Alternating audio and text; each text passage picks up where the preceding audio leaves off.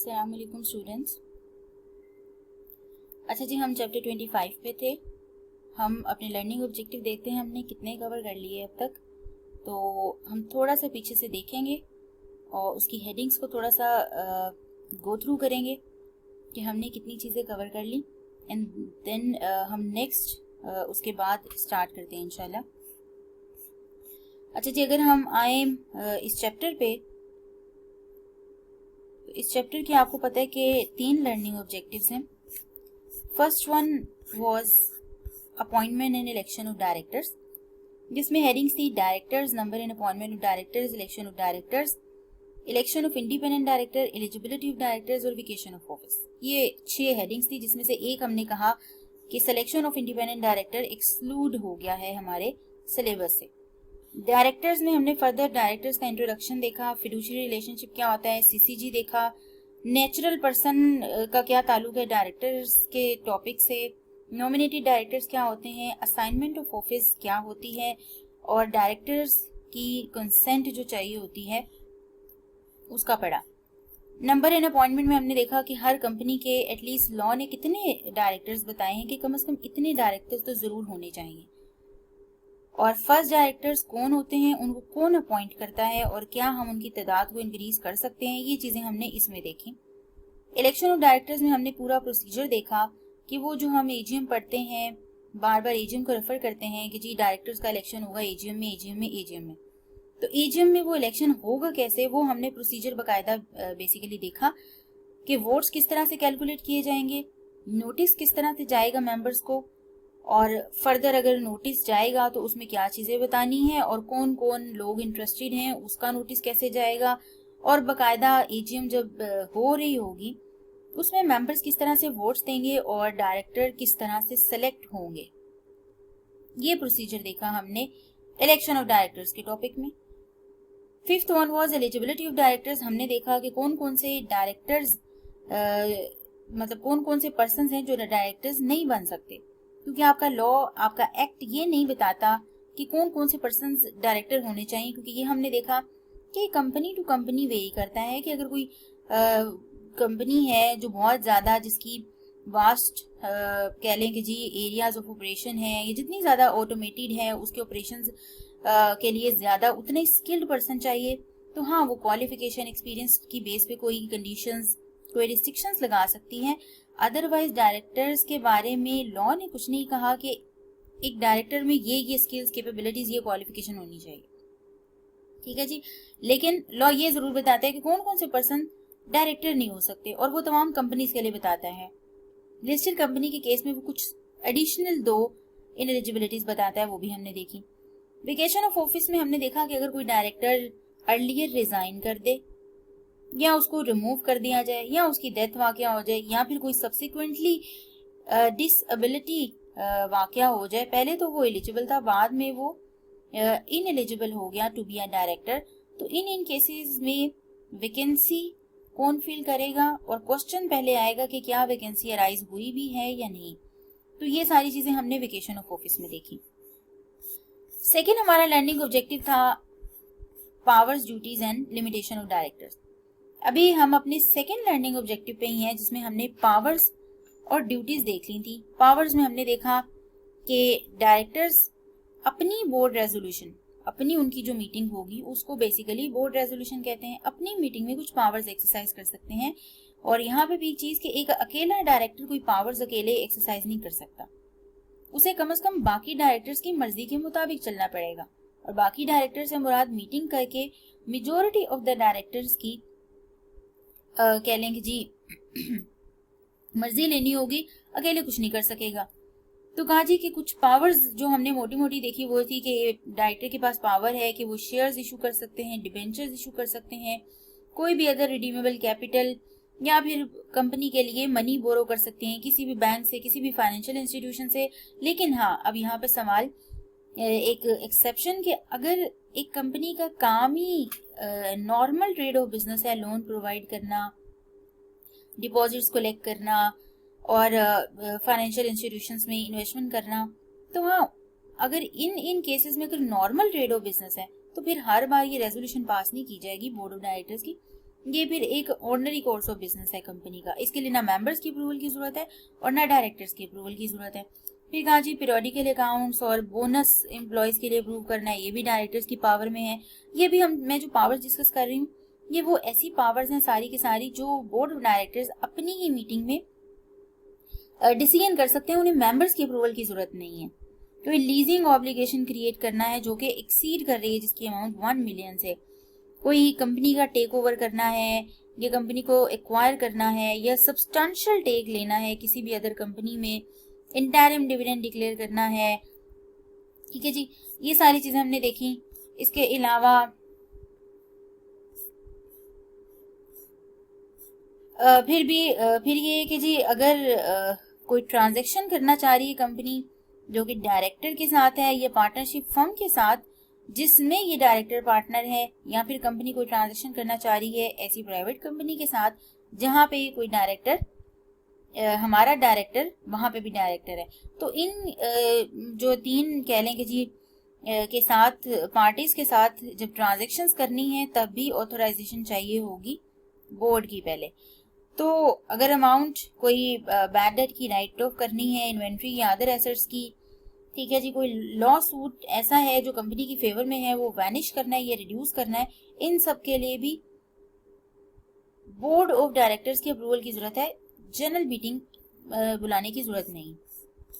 फिर हमने कहा कि पब्लिक कंपनी के केस में ये 3 एडिशनल मैटर्स हैं जो जिसके लिए सिर्फ बोर्ड अपनी रेजोल्यूशन पास नहीं कर सकता, मीटिंग जनरल मीटिंग बुलानी पड़ेगी, मेंबर्स की अप्रूवल लेनी पड़ेगी। जिसमें पहला हमने देखा जी सेल करनी है, लीज करना है या डिस्पोज करना है जो कि 25% of the value of the asset उस क्लास में कंपनी के डिस्पोज ऑफ करना चाह रहे हैं डायरेक्टर।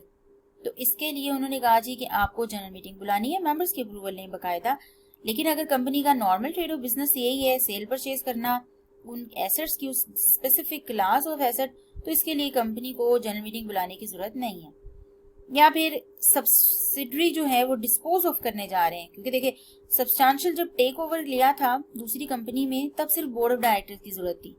अब जब सेल करने जा रहे हैं तो मेंबर्स को बताइए आप सेल क्यों करने जा रहे हैं। वो ठीक है, वहां पे बात समझ आती है कि आप इन्वेस्टमेंट कर रहे थे, आपके पास फंड्स थे, तो आपने देखा जी कंपनी की क्रेडिट वर्थ ऐसी है, अच्छी है, तो किसी दूसरी कंपनी पे जब कंट्रोल आ रहा था इसमें मेंबर्स खुश ही होंगे।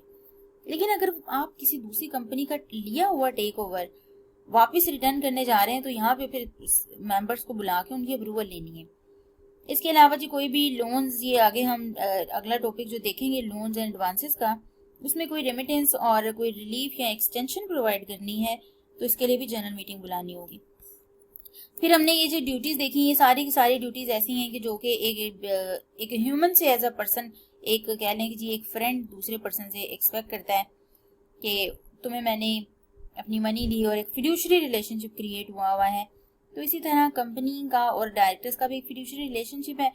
तो उस सारी जो है वो क्या क्या ड्यूटीज अराइज हो सकते हैं। बीइंग अ लॉजिकल पर्सन अगर हम सोचें तो डायरेक्टर ने आर्टिकल्स की, जो कंपनी के आर्टिकल्स हैं उसके तहत काम करना है, गुड फेथ काम करना है, अपनी ड्यूटी जब पूरी करनी है तो ड्यू डिलीजेंस और स्किल्स और केयर एक्सरसाइज करनी है, और कोई भी ऐसी सिचुएशन में इन्वॉल्व नहीं होना जहाँ पे उसको कॉन्फ्लिक्ट का सामना करना पड़े, या फिर कोई भी अनड्यू गेन या एडवांटेज लेने की वो कोशिश नहीं करेगा अपने थ्रू या अपने रिलेटिव के थ्रू या अपने पार्टनर्स के थ्रू किसी भी तरह से, और अपना ऑफिस भी असाइन नहीं करेगा, अपने काम वो खुद करेगा।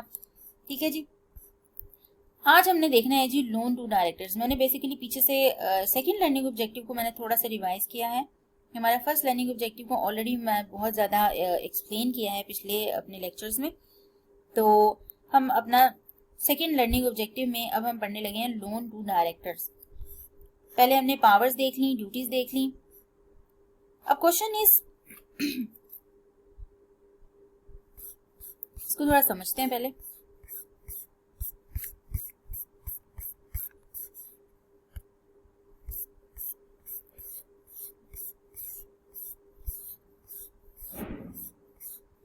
अच्छा जी, पहला तो क्वेश्चन ये है, यहाँ पे जो लिखा हुआ है लोन टू डायरेक्टर,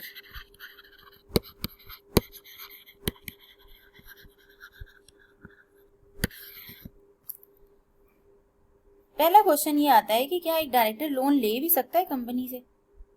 वो तो कंपनी को चलाने वाला है, कंपनी की कैसे वो कैसे इस्तेमाल कर ले कंपनी के पैसे। तो लॉ ने कहा हाँ वाकई बीइंग अ डायरेक्टर, देखिए डायरेक्टर एक मैनेजमेंट कैपेसिटी में है, उसके पास ये पावर है, अथॉरिटी है कि वो कंपनी के मामलात चला रहा है, तो मैनेजरियल बेसिकली कैपेसिटी में है, तो वाकई उस पर बहुत रिस्पॉन्सिबिलिटीज भी हैं, ड्यूटीज भी हैं, पावर्स भी ऑल्दो दी हुई हैं। लेकिन लोन वाली जो पावर है कि वो लोन ले, ठीक है ये भी हम उसको देते हैं, लेकिन कुछ कंडीशन है। क्योंकि देखिए अगर एक डायरेक्टर है तो वो उसको कुछ तो फायदा होना चाहिए इस कंपनी में डायरेक्टर होने के। अगर उसको पैसों की जरूरत है तो वो बजाय कि अपनी पर्सनल कैपेसिटी के लिए बैंक से जाके बाहर पैसे ले, अगर कंपनी में कुछ फंड्स पड़े हैं तो कंपनी से ही कुछ पैसे ले ले और कंपनी को वही इंटरेस्ट जो उसने बाहर देना था अब वो यहाँ कंपनी में ही दे दे, थोड़ा मतलब कम दे उसको, ताकि डायरेक्टर को भी फायदा हो। हाँ लोन ले सकता है वो कंपनी से, लॉ ने अलाउ कर दिया कि जी आप कंपनी से लोन ले लीजिए। अब जाहिर सी बात है आपको भी थोड़ी सी हमें फैसिलिटी देनी चाहिए, डायरेक्टर हैं आप, बड़े अच्छे तरीके से कंपनी को मैनेज कर रहे हैं, मेंबर्स के पैसे को लगा रहे हैं, तो कंपनी से थोड़ा सा लोन लेके आप अपना भी थोड़ा बीच में फ़ायदा सोच लीजिए, हम आपको इजाज़त दे देते हैं। लेकिन लॉ कहता है, लॉ ने अब जहाँ पे आपको फैसिलिटी दी है, लॉ फिर देखेगा कि कोई कॉन्फ्लिक्ट वाली चीज़ें अराइज ना हो जाए। अब ऐसा ना हो कि मैंने यहाँ पे लॉ ने मतलब लिख दिया कि जी लोन डायरेक्टर को दिया जा सकता है, अब वो डायरेक्टर खुद भी अपने घर वालों को भी, अपने रिलेटिव्स को, अपने पार्टनर्स को के नाम पे लोन लेना शुरू कर दे और किसी को पता भी ना लगे। इसलिए डायरेक्टर्स को ये कहा गया कि ठीक है आप लोन ले लीजिए, और बकायदा ये भी हो सकता है कि आप किसी और पर्सन से लोन ले लें, जैसे कि बैंक से। एक डायरेक्टर है वो कंपनी से लोन नहीं ले रहा, लेकिन वो किसी बैंक के पास जाए और उसको कहे कि मुझे लोन दे दो, फॉर एग्जाम्पल 1 मिलियन का, तो हाँ कंपनी इस चीज के लिए भी तैयार है कि कंपनी इस डायरेक्टर की सिक्योरिटी दे दे इस बैंक को, या गारंटी दे दे। यानी कि बैंक के पास जाता है डायरेक्टर, ये कहते हैं कि जी मैं इस कंपनी का डायरेक्टर हूँ तो मुझे ज़रा 1 मिलियन लोन दे दीजिए।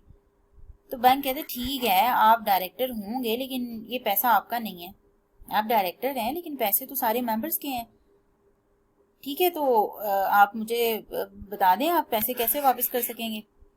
फिर डायरेक्टर आता है कंपनी के पास, कंपनी से मुराद अदर डायरेक्टर्स, क्योंकि सारे डायरेक्टर्स मिलके ही तो कंपनी को चला रहे हैं।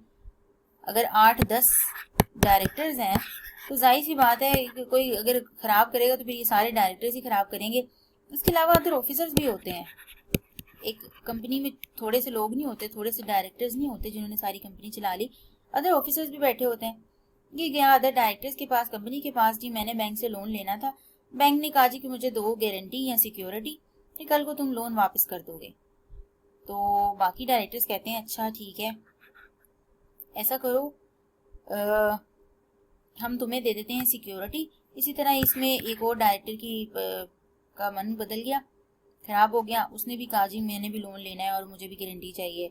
दूसरे डायरेक्टर ने, तीसरे ने कहा अच्छा चलो, मतलब ये डायरेक्टर्स आपस में मिलके क्या करेंगे, बाइस्ड हो जाएंगे, क्योंकि पैसे तो इनके हैं ही नहीं, डायरेक्टर्स के तो पैसे नहीं पड़े हुए, ये पैसे हैं मेंबर्स के, ऑनर्स के, शेयर होल्डर्स के। ये बाइस्ड होके सारे इसमें क्या करेंगे कि तुम भी किसी चीज का पता न लगने देना, फाइनेंशियल स्टेटमेंट्स तो हम ही ने बनानी है, वहां पे कुछ दिखा देंगे कि लोन हम इधर से लेंगे, सिक्योरिटी हम इधर से उठा के बैंक को दे देंगे, 1 मिलियन का लोन लिया है तो कुछ एसेट्स जो है वो मॉर्गेज करा देंगे। ठीक है जी, मॉर्गेज का एक चैप्टर है, आपके चैप्टर था आपके सिलेबस में पर अब वो नहीं है, तो मॉर्गेज मैं कह लूंगी जी एज अ सिक्योरिटी के गारंटी टाइप है कि कल को अगर आप उसे बैंक को पैसे वापस नहीं करते तो बैंक आपकी सिक्योरिटी सेल आउट कर देगा, उसके पास आपकी सिक्योरिटी के जो भी एसेट्स के कागजात होंगे। ठीक है, एक तरह की सिक्योरिटी है, गारंटी है, मॉर्गेज जिसे वो कहते हैं, गिरवी कराना किसी चीज को, उसके पास रखवा देना, अपना अकाउंट, अपने जो एसेट्स का टाइटल है वो उसको ट्रांसफर कर देना। अच्छा जी, तो लॉ ने फिर यहाँ पे कहा ठीक है डायरेक्टर को लोन भी दिया जा सकता है, इवन डायरेक्टर जाके किसी और से लोन ले तो कंपनी उसकी सिक्योरिटी भी दे सकती है, ये गारंटी भी दे सकती है, या इवन अगर डायरेक्टर खुद नहीं लोन लेना चाह रहा, उसका कोई रिलेटिव लोन ले रहा है बैंक से या किसी भी पर्सन से, या उसका कोई पार्टनर लोन ले रहा है तो कंपनी उसकी भी सिक्योरिटी गारंटी दे सकती है, लेकिन मेरी सिर्फ एक कंडीशन है।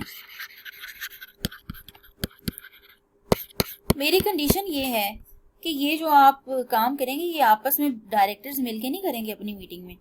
इसके लिए आपको अप्रूवल लेनी है मेंबर्स की,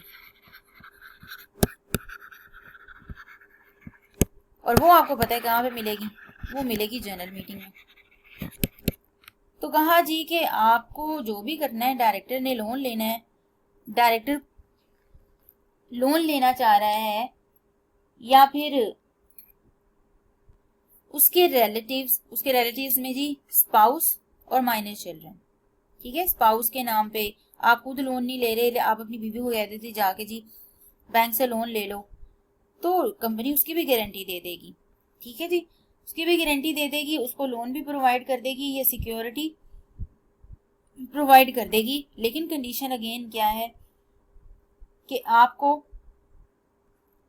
मेंबर्स की अप्रूवल लेनी है, और वो लेनी है आपको जनरल मीटिंग में, ताकि मेंबर्स को पता हो कि उनके पैसे आप एज अ लोन यूज कर रहे हैं, उनके पैसे से आप सिक्योरिटी मॉर्गेज करा के तो अपने पर्सनल फायदे के लिए, अपने पर्सनल जो आपने लोन लिया है अपनी जरूरत के लिए, तो मेंबर्स को पता हो कि हमारा पैसा यहाँ आया है, ताकि कल को आपसे फिर पूछ हो कि इस लोन के ऊपर कोई इंटरेस्ट बनता है या कोई प्रॉफिट देने वाला है कंपनी को, तो वो आप बाकायदगी से दें, बिल्कुल इसी तरह जिस तरह अगर आपने कहीं बाहर से बैंक से लोन लिया होता तो पता होता।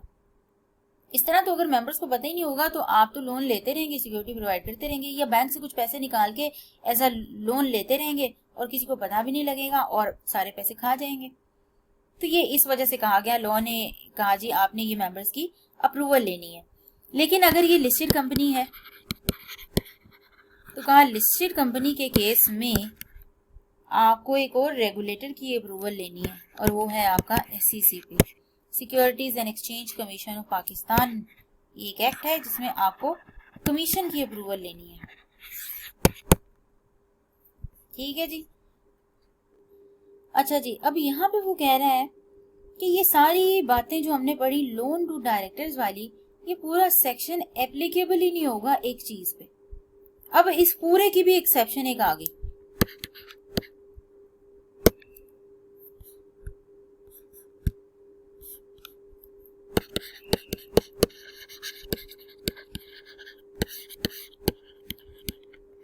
कहा एक जैसे बैंक है, बैंक का क्या काम होता है, लोन प्रोवाइड करना,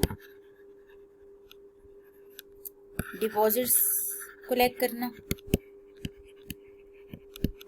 या अदर इंस्टीट्यूट्स में, फाइनेंशियल इंस्टीट्यूशंस में सिक्योरिटी लेना, गारंटी देना, एक्सेप्ट करना, ये बैंक के काम है, टोटली रिलेटेड टू फाइनेंस। आपको पता है बैंक भी एक कंपनी है, इसके भी शेयर्स होते हैं, ठीक है। तो ये एक बैंकिंग कंपनी बेसिकली बन जाती है। अब अगर एक बैंकिंग कंपनी है, कह रहे हैं फाइनेंशियल इंस्टीट्यूशन, जिसका काम ही यही है कि लोन प्रोवाइड करना और डिपॉजिट्स कलेक्ट करना, इस तरह का काम, तो कहा कि उस कंपनी का डायरेक्टर अगर लोन लेना चाहता है तो ये सेक्शन एप्लीकेबल नहीं होगा। द रीजन इज कि वो बीइंग अ डायरेक्टर अब लोन नहीं ले रहा होगा। अब यहाँ पे वो लोन ले रहा होगा क्योंकि बैंक का ऑर्डिनरी कोर्स ऑफ बिजनेस क्या है, ऑर्डिनरी कोर्स ऑफ बिजनेस क्या है, लोन प्रोवाइड करना, डिपॉजिट्स कलेक्ट करना, इन्वेस्टमेंट करना रिलेटेड टू फाइनेंस, ये इसका ऑर्डिनरी कोर्स ऑफ बिजनेस है। और ऑर्डिनरी कोर्स ऑफ बिजनेस हमें पता है कि क्या होता है कि जो किसी कंपनी का मेन सोर्स ऑफ रेवेन्यू हो और जो उसकी फाइनेंशियल स्टेटमेंट्स में रेवेन्यू में बेसिकली आ रहा हो, रेवेन्यू का पार्ट बन रहा हो, ठीक है जी।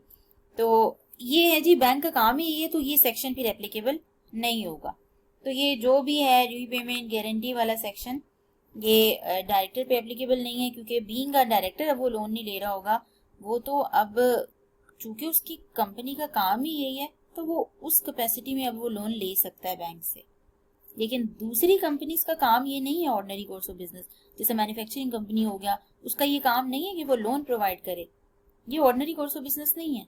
मैन्युफैक्चरिंग कंपनी का ordinary course of business obviously production of goods होगा, कोई प्रोडक्शन ऑफ गुड्स या डिफरेंट टाइप्स ऑफ कह लीजिए प्रोडक्ट्स होगा, तो ये सेक्शन उस पे एप्लीकेबल नहीं है। अच्छा जी, ऊपर हमने यहाँ पे जब देखा कि ये डायरेक्टर की बात हुई, तो इस लोन टू डायरेक्टर से मुराद loan to director of the company plus director of holding company. Subsidiary के डायरेक्टर की बात नहीं हुई। जैसे कि अगर ए लिमिटेड है,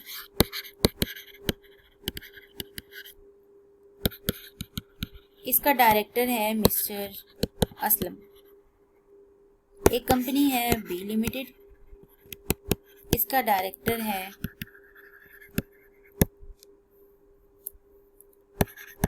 अब्दुल्ला, मिस्टर अब्दुल्ला।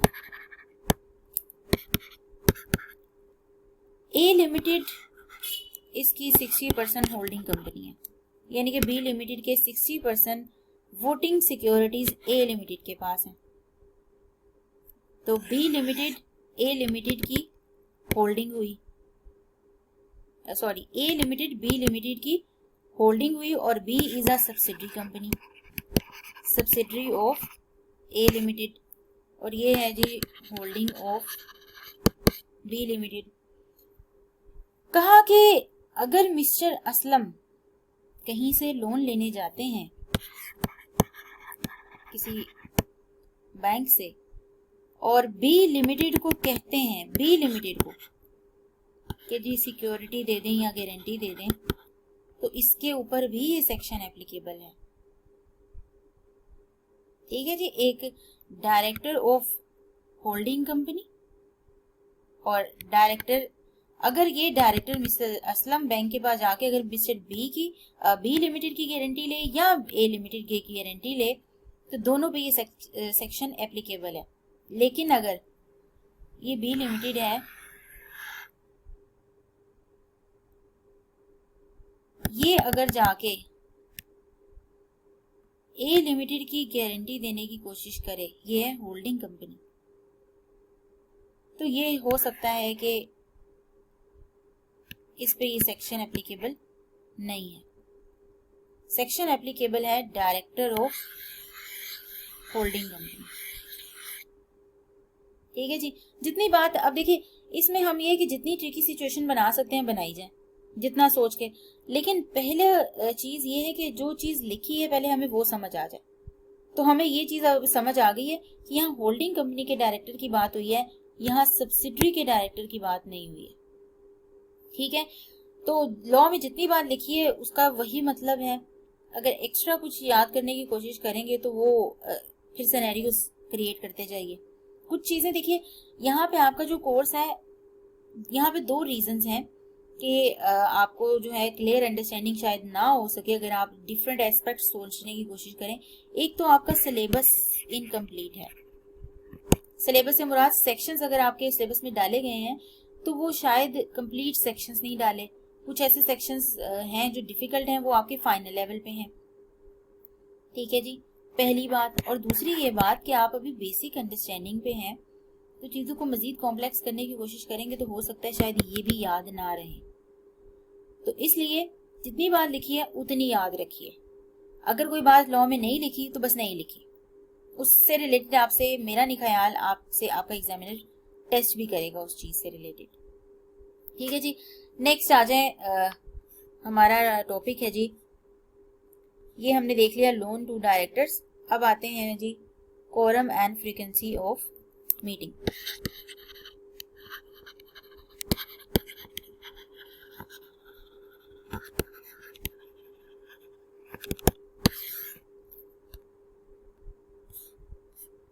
हम सेकंड लर्निंग ऑब्जेक्टिव पे हैं। Second learning objective is powers, duties and limitation of directors.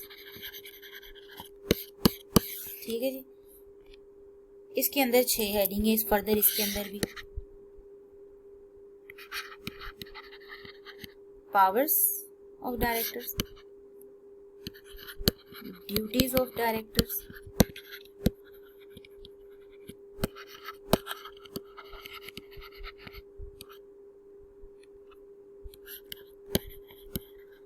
loans to director, quorum and frequency of meeting। अब यहाँ पे किसी की मीटिंग की बात हो रही है, जाहिर सी बात है डायरेक्टर्स की मीटिंग की। डायरेक्टर्स की मीटिंग से रिलेटेड हमने अभी तक सिर्फ दो बातें पढ़ी हैं। एक तो बात ये है कि डायरेक्टर्स की मीटिंग में डायरेक्टर्स जो बैठे होते हैं उनके पास सबके पास एक एक वोट होता है, वहां पे कोई शेयर कैपिटल कुछ नहीं देखा जाएगा।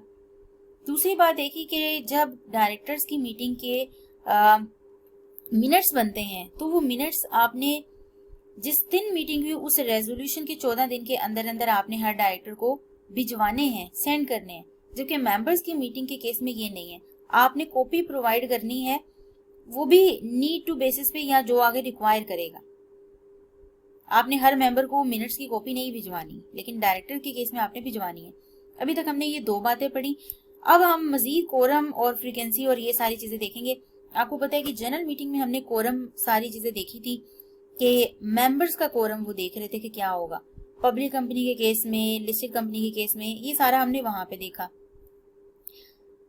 और मीटिंग कब होनी चाहिए, वोट्स किस तरह से होंगे मेंबर्स के, वो भी हमने देखा कि paid up value of the shares होंगे, जितने शेयर्स जिस बंदे के पास होंगे उसके ऊपर जितने वोटिंग राइट्स बनते होंगे प्रोपोर्शनेट कर लिए जाएंगे टू द शेयर कैपिटल।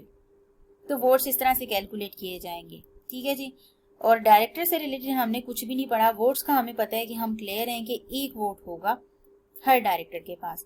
अब फ्रीक्वेंसी से मुराद कि डायरेक्टर्स की मीटिंग साल में, क्वार्टरली या महीने में, 3-4 महीने में कितनी दफा मतलब होनी चाहिए, लॉ कितनी रिक्वायर करता है, और डायरेक्टर्स के कोरम के बारे में लॉ क्या कहता है। हमने डायरेक्टर्स के बारे में ये तो पढ़ लिया कि मिनिममली पब्लिक कंपनी में कितने डायरेक्टर्स होंगे, पब्लिक लिस्टेड कंपनी में कितने होंगे, और सिंगल मेंबर में कितने होंगे, ये भी देख लिया। तो ये 4 हो गई हमारी। 5वीं हमारी है जी limitations of directors.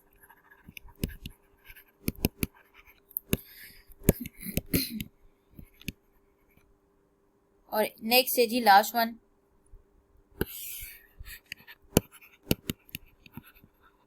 Disclosure of directors interest. हमारा ये कंप्लीट हो गया। पावर्स, ड्यूटीज भी हमारा कंप्लीट हो गया। लोन्स का सेक्शन भी हमने पढ़ लिया, जिसको 2.3 कह रहे हैं। ये आपकी बुक में 2.1 है, ये है 2.2।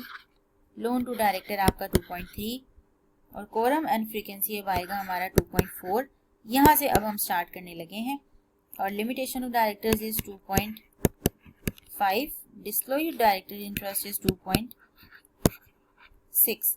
कोरम एंड फ्रीक्वेंसी अब देखते हैं। अच्छा जी, मैं ये जो कोरम एंड फ्रीक्वेंसी है हम ये नेक्स्ट शीट पे समझते हैं।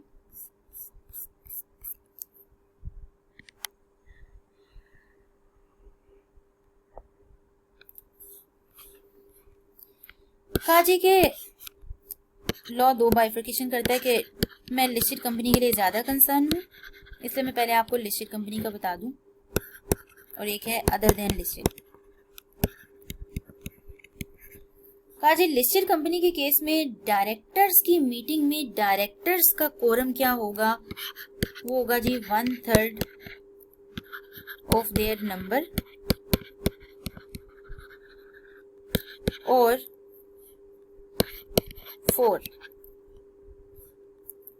whichever is greater। एग्जाम्पल लेते हैं। एक कंपनी में 10 डायरेक्टर्स हैं। डायरेक्टर्स की जब मीटिंग होगी तो लॉ के मुताबिक इसका कोरम क्या बनेगा, आप 10 का जरा 1/3 कीजिए तो ये आएगा कुछ 3.333 समथिंग, और जिसको हम लेंगे कि 3 डायरेक्टर्स। अगर ये 3.5 या 3.6 होता तो शायद ये 4 माना जाता। ठीक है, हम उसे राउंड अप करेंगे। अच्छा जी, अब देखिए 3 डायरेक्टर्स होंगे या फिर 4। अब इन दोनों में से हाई कौन सा है? 3 डायरेक्टर कोरम होगा या 4? तो लॉ के मुताबिक 4 कोरम होगा। यानी कि डायरेक्टर्स की मीटिंग जब हो रही होगी उसमें उन्होंने कोई भी रेजोल्यूशन पास करनी है, कम से कम 4 डायरेक्टर्स बैठे होंगे तब कोई रेजोल्यूशन पास हो सकती है। अदरवाइज अगर 3 होंगे 2 होंगे तो रेजोल्यूशन पास नहीं हो सकती। और आपको पता है कि यहाँ पे डायरेक्टर्स की मीटिंग में कोई स्पेशल या ऑर्डिनरी रेजोल्यूशन का कोई कॉन्सेप्ट नहीं है। यहाँ पे बस कोई डिसीजन करना होता है, सिंपल। या कोई स्पेशल रेजोल्यूशन नहीं। स्पेशल रेजोल्यूशन का कॉन्सेप्ट सिर्फ जनरल मीटिंग में है, मेंबर्स की मीटिंग में। अच्छा जी, एक और एग्जांपल लेते हैं। एक कंपनी है, बड़ी लिस्टेड कंपनी है। ठीक है, हम लिस्टेड कंपनी ही की बात कर रहे हैं। एक लिस्टेड कंपनी के ऊपर हमने देखा 10 डायरेक्टर्स हैं। वैसे लॉ के मुताबिक लॉ ने कितना कहा है कि जी कम से कम लिस्टेड कंपनी में कितने डायरेक्टर्स होने चाहिए? वो उसने कहा 7 डायरेक्टर्स होने चाहिए। ये मैं रिकॉल करवा रही हूँ आपको, अभी के लिए हम इस टॉपिक में ये नहीं पढ़ रहे, लेकिन आपको याद होना चाहिए। चीजों को पीछे लिंक किया करें। जैसे जैसे आप चीजें पढ़ रहे हो तो आप कीजिए अच्छा लॉ ने ये चीज मैंने कहीं पढ़ी है, ये पढ़ी है। ये आपको तभी चीजें याद आएंगी जब आप कंटिन्यूसली चीजों को रिवाइज करेंगे। जैसे आप कोई भी टॉपिक शुरू करने लगे, आपने पहले देखना है कि मैं इस चैप्टर में पहले क्या पढ़ लिया हुआ है, उसकी गो थ्रू ले लें, जस्ट गो थ्रू कर लें उस चीजों को। आपको अभी तक सारी 100% नहीं याद होंगी, आई कैन एक्सपेक्ट दिस। और मैं आपसे ये एक्सपेक्ट कर भी नहीं रही कि आप चीजें 100% तैयार करें। जिस दिन आपने लेक्चर सुना आपको 100% तैयार हो जाएगा, नहीं, ऐसा नहीं है। आप आज का लेक्चर एटलीस्ट सभी के लिए तैयार कर लिया, लेकिन पीछे से आप उस टॉपिक का पढ़ते हुए डायरेक्टर्स का कोई चीज पढ़ी तो आप रिकॉल ये कीजिए कि मैंने डायरेक्टर्स से रिलेटेड कोई चीज पहले किसी चैप्टर में किसी टॉपिक में देखी है। मीटिंग की अगर डायरेक्टर्स की बात आई, डायरेक्टर्स की मीटिंग की, तो मैंने मीटिंग वाले चैप्टर में डायरेक्टर से रिलेटेड क्या पढ़ा है। इस तरह चीजों को जितना लॉ में रिकॉल करेंगे आप, चीजें आपके लिए उतनी आसान होंगी, उतना पेपर पास करना आसान होगा। कॉन्सेप्ट्स भी आपके क्लियर होंगे और एमसीक्यूज वाला पोर्शन भी आपका क्लियर होगा। अच्छा जी, एक और एग्जांपल ही। वैसे हमने ये देखा था कि 7 मिनिमम है लॉ की रिक्वायरमेंट, 7 से कम नहीं होनी चाहिए, लेकिन 7 से आप ज्यादा रख सकते हैं। अभी कंपनी ने 15 डायरेक्टर्स रखे, तो अगेन हम 15 का 1/3 निकाले तो 5 और 4 विच एवर इज ग्रेटर, तो इस केस में 5 ग्रेटर है। इसका मतलब इस कंपनी का कोरम कितना होगा? 5। कम से कम 5 डायरेक्टर्स इस डायरेक्टर्स की मीटिंग में बैठे होने चाहिए, अदरवाइज कोई रेजोल्यूशन पास नहीं होगी। अब यहाँ पे एक इम्पोर्टेंट बात कहते हैं जी कि इन 5 डायरेक्टर्स में अगर कोई डायरेक्टर वीडियो लिंक के थ्रू, वीडियो फैसिलिटी के थ्रू बैठा हुआ है, ऑडियो या फिर विजुअल या फिर वीडियो कॉन्फ्रेंसिंग, किसी भी तरह से वो मीटिंग को लाइव अटेंड कर रहा है, लेकिन वो वहां पे मौजूद नहीं है फिजिकली, लेकिन हाँ वो थ्रू ऑनलाइन वहां पे अवेलेबल है, तो लोग कहता है कि हाँ जी मैं इसको बिल्कुल काउंट करूंगा for the purpose of quorum.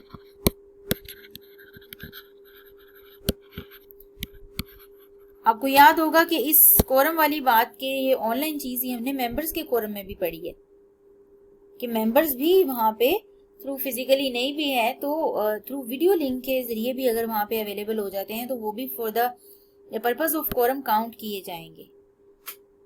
ठीक है जी। अच्छा जी, इसके बाद आ जाए अदर देन लिस्टेड कंपनी। इसमें लोग कहते हैं मुझे नहीं पता, आप देख लीजिए आपने कितना कोरम रखना है, आप अपने आर्टिकल्स में लिख लीजिए जो भी आपका कोरम हो, कि हम कोई डिसीजन पास करने लगेंगे, कम से कम अगर 3 या 4 डायरेक्टर्स भी बैठे हुए तो वो हमारा कोरम होगा। आप आर्टिकल्स में लिख दीजिए कि 2 डायरेक्टर्स भी हमारा कोरम है। 3 डायरेक्टर्स अगर आप अपने आर्टिकल्स में लिख लेते हैं, अपने 5 लिख लेते हैं, 6 लिख लेते हैं, 7 लिख लेते हैं, तो मुझे कोई एतराज नहीं है। आप अपने आर्टिकल्स में जो भी लिख लेंगे मुझे कोई एतराज नहीं है, लेकिन जाहिर सी बात है एक डायरेक्टर नहीं होना चाहिए। अच्छा जी, इसके बाद है, अच्छा जी इसके बाद वो कहते हैं कि अगर सपोज किसी कंपनी में सपोज 7 डायरेक्टर्स थे, 7 का आप करें जी जरा 1/3 डिवाइडेड बाय, तो ये 2 पॉइंट समथिंग बनता है, तो आप कह लें कि जी अप्रोक्सीमेटली कम से कम 2 और 4 विच एवर इज हायर, तो अगेन 4 ग्रेटर है तो 4 कोरम होगा। होता क्या है कि इन 7 में से कुछ डायरेक्टर छोड़ के चले गए, वैकेंसी अराइज हो गई, साथ ही लिस्टेड कंपनी के लिए, ये लिस्टेड कंपनी की बात कर रही हूँ मैं।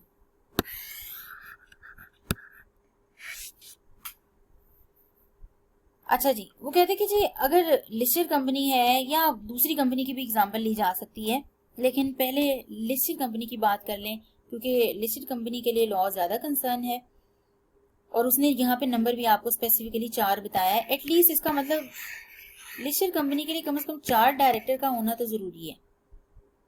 ठीक है जी। अच्छा, अब होता क्या है कि जी कोरम उनके हिसाब से तो सिर्फ 2 डायरेक्टर बनते थे, लेकिन लॉ के हिसाब से विच एवर इज ग्रेटर, तो 4 डायरेक्टर्स का होना जरूरी है। कुछ डायरेक्टर्स अब अवेलेबल नहीं है, छोड़ के चले गए, डेथ हो गई, लेकिन अभी तक वैकेंसी फिल नहीं हुई। आपको पता है कोई डायरेक्टर छोड़ के चला जाए या वैकेंसी फिल अराइज हो जाती है, तो लिस्टेड कंपनी ने with in 90 days of that vacancy, जिस दिन अराइज हुई उस डेट के अंदर अंदर 90 दिन के अंदर अंदर उसने वैकेंसी फिल करनी होती है बाकी डायरेक्टर्स ने। लेकिन अभी तक वैकेंसी फिल नहीं हुई। लेकिन हुआ क्या कि जी कोई मीटिंग हुई, वहां पे अब कोरम पूरा नहीं हो पा रहा क्योंकि डायरेक्टर्स अवेलेबल नहीं है, डायरेक्टर्स हैं ही नहीं उतने कंपनी में डायरेक्टर्स ही अब कम रह गए हैं। और लॉ ने भी आपको 90 डेज का टाइम दिया हुआ है, लेकिन उसी 90 डेज की लिमिट के अंदर ही कोई आप मीटिंग करने जा रहे हैं, अब वहां पे डायरेक्टर्स अवेलेबल नहीं। तो लोग कहते हैं कि देखिए जितने भी आपके बाकी डायरेक्टर्स रह गए हैं, चाहे 4 हैं या 5 हैं या 3 हैं, 3 सपोज, जाहिर सी बात है 3 ही रहे होंगे क्योंकि लॉ ने तो कम से कम 4 का कहा है। तो अगर 3 भी डायरेक्टर्स हैं और एक आपके पास अवेलेबल नहीं है, आपने कैजुअल वैकेंसी अभी तक फिल नहीं की है, तो वही for the purpose of meeting हम कोरम काउंट कर लेंगे। जितने डायरेक्टर्स बैठे हैं आपके वही कोरम है। यहाँ पे लॉ ने आपको थोड़ी सी इजाजत दे दी। अच्छा जी, इसके बाद जब वो कहते हैं कि जी फ्रीक्वेंसी का मतलब ये है कि साल में या मीटिंग कब कब करनी है लॉ के हिसाब से। जब वो फ्रीक्वेंसी की बात करता है तो वो पब्लिक कंपनी की पहले बात करता है। जब हमने कोरम का देखा तो उसने लिस्टेड और अनलिस्टेड की बात की। अब यहाँ पे उसने पब्लिक और अदर की बात की, पब्लिक और अदर। पब्लिक कंपनी में उसने कहा कि जी चाहे वो लिस्टेड है चाहे वो अनलिस्टेड है, जो पब्लिक कंपनी के डायरेक्टर्स हैं उन्हें साल में कम से कम एक क्वार्टर में एक मीटिंग करनी है, और एक क्वार्टर 3 मंथ्स का होता है। आपने 3 मंथ्स नहीं लिखना पेपर में, आपने क्वार्टर की बात करनी है। आपने कहना है कि लॉ ने कहा है कि जी once in each quarter of the year. तो मैं आपको हिस्से बनाने की कोशिश कर रही हूँ कि साल में अगर 3 महीने का एक क्वार्टर है तो साल में 4 क्वार्टर्स हुए पूरे साल में। ठीक है जी, 3 महीने का एक क्वार्टर तो 12 महीने में 4 क्वार्टर्स बने। तो लॉ ने कहा कि आपने हर एक क्वार्टर में कम से कम एक बार डायरेक्टर ने मीटिंग करनी है, हर 3 महीने में एक मीटिंग करनी है, एक क्वार्टर में एक मीटिंग करनी है। इसका मतलब साल में 4 मीटिंग्स बन जाएंगी। तो पब्लिक कंपनी ने के डायरेक्टर्स ने साल में 4 मीटिंग्स तो लाजमी करनी होती है, लाजमी, required to meet at least once in each quarter of the year. ठीक है जी, पब्लिक कंपनी में 4 मीटिंग्स तो कम से कम करनी है। ये मैंने उसको आपको एक्सप्लेन करके बताया, लेकिन आपने इसी तरह लिखना है, are required to meet at least once in each quarter of the year. अच्छा जी, आगे है जी इसी कोरम एंड फ्रीक्वेंसी के अंदर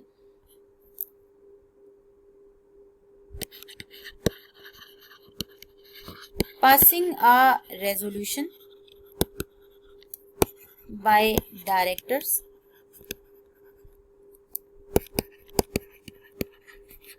through circulation।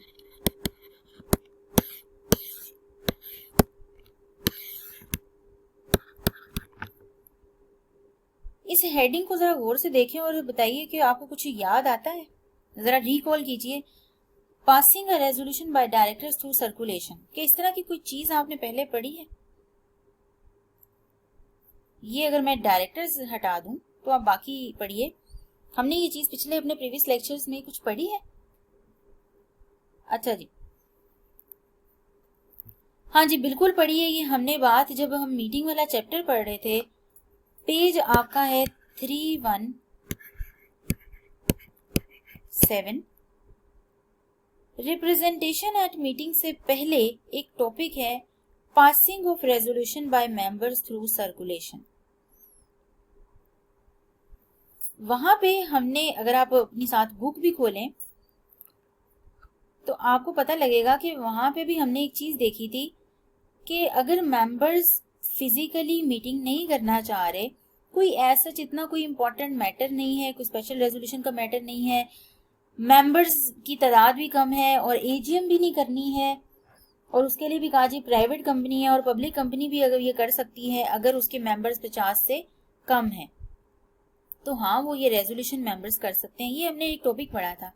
यहाँ पे वो इस तरह की कोई रिस्ट्रिक्शंस नहीं लगा रहा, कहा कि डायरेक्टर्स भी ऐसी मीटिंग कर सकते हैं, बिल्कुल कर सकते हैं। मेंबर्स इतने ज्यादा हो गए तो मेंबर्स इतनी इस तरह की रेजोल्यूशन पास कर सकते हैं, मेंबर्स थ्रू सर्कुलेशन कोई डिसीजन कर सकते हैं, तो डायरेक्टर्स भी कर सकते हैं। डायरेक्टर्स तो कंपनी के होते भी इतने ज्यादा नहीं है, तो कहा कि आप बाकायदा जो भी है नेसेसरी पेपर्स वगैरह प्रिपेयर कीजिए, वो नेसेसरी पेपर जो भी है सारे डायरेक्टर्स को सर्कुलेट कर दीजिए, जो भी आप नोटिस ऑफ द मीटिंग भेजेंगे। तो ये कहा जी एक रेजोल्यूशन रिटन साइंड होगी जो बीइंग बाय डायरेक्टर्स और committee for the time being, जब आपने उन्हें नोटिस दिया और पेपर्स वगैरह भिजवाए सारे, और उन्होंने उसे बाकायदा एक्नॉलेज करके वापस पेपर्स को भिजवा दिया कि हाँ जी ये मैटर आपने, जाहिर सी बात है एक एजेंडा तैयार किया होगा कुछ पेपर्स पे, कहा जी इस मैटर से रिलेटेड हम कोई मीटिंग पास करने जा रहे हैं। सपोज आपने डायरेक्टर्स की पावर पढ़ी है, उन डायरेक्टर्स की पावर में से हम कोई पावर ले लेते हैं, कहा जी कि हम किसी कंपनी का टेक ओवर करना जा रहे हैं, take over of another company, तो इस पे डिसीजन करना चाह रहे हैं कि वो टेक ओवर करें या ना करें। तो ये आपको पता है इसके लिए मेंबर्स की अप्रूवल की जरूरत नहीं है। तो ये टेक ओवर करना चाहते हैं, इस पे कंप्लीट एजेंडा लिखें, उस कंपनी की सारी इंफॉर्मेशन, उस कंपनी की जो भी वर्थ है, उस कंपनी की फाइनेंशियल स्टेटमेंट, उस कंपनी का जो प्रॉफिट है, उस कंपनी के शेयर की वैल्यू, उस कंपनी की वर्थ क्या है, उस कंपनी के ऑब्जेक्टिव्स क्या हैं, किस तरह से वो प्रोग्रेस कर रही है, तभी तो इस कंपनी के डायरेक्टर्स उनके शेयर्स परचेज करने में इंटरेस्टेड हैं, क्योंकि वो कंपनी की वर्थ बहुत ज्यादा होगी। तो इस चीज पे डायरेक्टर्स आपस में ही डिसीजन करेंगे। तो कहा जी ये सारे एजेंडा पेपर्स आप बाकी डायरेक्टर्स को भिजवाइए, वो सारे इस एजेंडा को पढ़ें और अपनी राय दे दें एंड पे सारी इंफॉर्मेशन पढ़ने के बाद। जरूरी नहीं है कि आप बाकायदा फिजिकली बैठें और डिस्कशन करें, अगर आपने थ्रू पेपर सारी डिस्कशन कंप्लीट कर ली है, सारी इंफॉर्मेशन उसके ऊपर एज एक्सप्लेन्ड है, सेल्फ एक्सप्लेनेटरी है कि सारे डायरेक्टर्स को पढ़ के समझ आ जाएगी, तो जरूरत नहीं है। तो डायरेक्टर्स क्या करें कि वो एक्नॉलेज कर दें और येस और नो में एंड पे रेजोल्यूशन मतलब बता दें कि हाँ आप इस हक में है या नहीं है। जाहिर सी बात है अगर 7-8 डायरेक्टर्स हैं उसमें मेजोरिटी ऑफ द डायरेक्टर्स कहते हैं जी यस, तो ये रेजोल्यूशन थ्रू सर्कुलेशन पास हो जाएगी। ठीक है जी, इस मीटिंग के भी ये मिनट्स तैयार हो जाएंगे और नेक्स्ट मीटिंग जब होगी, फिजिकली मीटिंग होगी कोई, तो ये उस मीटिंग का पार्ट बन जाएंगे। तो लोग कहते हैं कि जब देखिए ये रेजोल्यूशन थ्रू सर्कुलेशन आपने पास कर ली, मेंबर्स को पता चल गया, अब जब आप नेक्स्ट टाइम कोई मीटिंग करेंगे तो वहां पे ये मैटर हल्का सा फिर से डिस्कस कर लें कि जी वो हमने एक रेजोल्यूशन थ्रू सर्कुलेशन पास की है, तो अभी जरा फिजिकली भी बता दें कि हम सब एग्री हैं और हम उसे मिनट्स का पार्ट बना देते हैं। मिनट्स आपको पता है कि क्या होते हैं, जिस तरह मेंबर्स की मीटिंग के मिनट्स होते हैं इसी तरह डायरेक्टर्स की मीटिंग के भी मिनट्स होते हैं। मिनट्स में आपकी सारी रेजोल्यूशंस लिखी होती हैं कि आपने उस मीटिंग में क्या आउटकम निकाला, क्या रिजल्ट निकाला और क्या डिसीजन किया बेसिकली। ठीक है जी, इसी तरह हो जाएगी। अब फर्क क्या है कि जो आपने पेज 37 पे पढ़ा और जो पेज आप इस चैप्टर में पढ़ रहे हैं, फर्क सिर्फ इतना है कि यहाँ पे उसने कोई रिस्ट्रिक्शन नहीं लगाई कि लिस्टेड कंपनी के डायरेक्टर सिर्फ कर सकते हैं या दूसरी कंपनीज के डायरेक्टर सिर्फ ये काम कर सकते हैं, ये उसने कोई रिस्ट्रिक्शन नहीं लगाई। उसने सिंपल ये कहा कि बस ये काम सारे डायरेक्टर्स कर सकते हैं बस, लेकिन द कंडीशन वो कुछ उसने बता दी कि पेपर्स एजेंडा वो सारा आपने भिजवाना है, रेजोल्यूशन आपने कंप्लीट पेपर्स के साथ डायरेक्टर्स को सारे सर्कुलेट कर देनी है और सब्सिक्वेंट मीटिंग में उसको मीटिंग के मिनट्स का पार्ट बना देना है। ठीक है जी, बस ये है फ़र्क। लेकिन जब आप पेज 317 पे पढ़ेंगे तो वो वहाँ पे मेंबर्स की तादाद का, एजीएम का और किन कंपनीज पे ये एप्लीकेबल है, किन मैटर्स पे ये एप्लीकेबल है, वहाँ पे ये चीज़ भी डिस्कस की हुई है। डायरेक्टर्स वाले पोर्शन में हमने सिर्फ अभी इतना ही देखा है और यही बात है सिर्फ। इसका मतलब सारी कंपनीज के डायरेक्टर ये चीज़ कर सकते हैं। तो जितनी चीज़ आपके सिलेबस में है बस उतनी तक रखिए, उससे एक्स्ट्रा अभी जाने की कोशिश नहीं कीजिए। वो आप फाइनल लेवल पे जाके चीज़ें देख लेंगे। अब हम आ जाते हैं ज़रा बुक से, इसको देख लें कि हमने कितना पढ़ लिया।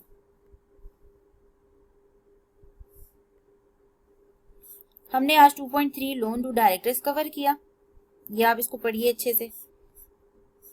और quorum and frequency of the meeting में हमने यहाँ से लिमिटेशन ऑफ डायरेक्टर से पहले कवर कर लिया। आगे हम देखते हैं जी लिमिटेशन ऑफ डायरेक्टर्स। जैसे हमने पावर्स देखी, जैसे हमने ड्यूटीज देखी, इसी तरह कुछ लिमिटेशंस भी होती हैं कि डायरेक्टर्स कुछ काम बिल्कुल कर ही नहीं सकते, उनकी लिमिट में ही नहीं है, उनकी अथॉरिटी में ही नहीं है। तो उनकी अथॉरिटी पे भी एक लिमिट है। कुछ पावर्स नो डाउट दी हुई हैं, लेकिन कुछ पावर्स उनके पास नहीं है, वहां पे उनकी अथॉरिटी लिमिटलेस है, लिमिटेड है। तो ये आगे हम देखते हैं 2.5 लिमिटेशन ऑफ डायरेक्टर्स।